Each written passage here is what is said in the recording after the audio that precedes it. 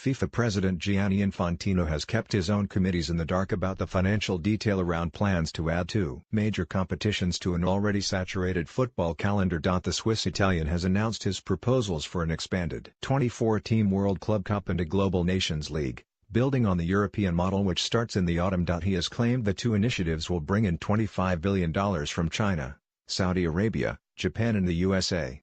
Infantino has also promised to look at a request from South America that the 2022 World Cup in Qatar increases from 32 to 48 teams. The FIFA Stakeholders Committee's specific role is to oversee the type of structural changes that Infantino wants to introduce. But it's understood that this supposedly important committee, whose representatives include Premier League Executive Chairman Richard Scudamore and Arsenal CEO Ivan Gazidis, know nothing about the $25 billion financial model. Premier League clubs voted on Friday to postpone a verdict on the use of video assistant referees in favor of extensive testing next season, also asking for more use in the FA and Carabao Cups. Views ranged from Southampton, West Ham and Manchester City wanting VAR introduced next season to Crystal Palace chairman Steve Parish being wholly opposed. Tom Bosworth, England's Commonwealth Games 20km silver medalist race walker, reacted in an over-the-top manner when BBC Scotland's Tom English commented on social media that it was a poor show after a poor performance for Scotland's 800 metres runner Lindsay Sharp to snub the media. English added that most athletes realised it was part of their job to front up,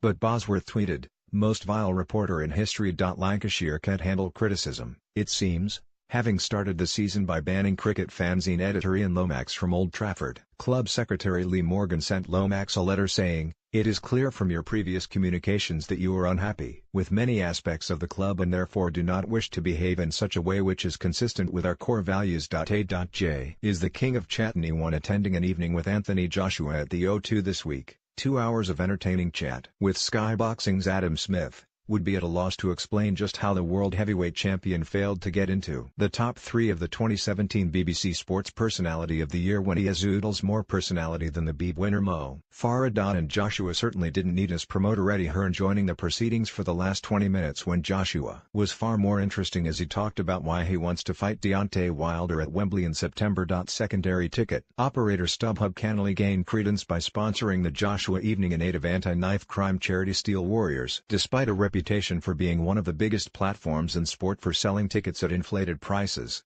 often in breach of terms and conditions. The RFU will appoint a new head of community rugby operations, a fresh tier of command beneath Steve Granger, who has set up a whole new structure for community rugby union. Such a move is also required on the elite side, where a role is needed between CEO Steve Brown and England head coach Eddie Jones, who suffered 3 successive defeats in the Six Nations. It has emerged this week's raid on the Hammersmith offices of Rupert Murdoch's 21st Century Fox, by European Commission inspectors investigating sports rights, centred on contracts for Dutch football's top division. Sky Sports have the UK rights but claim not to be involved in the EC probe.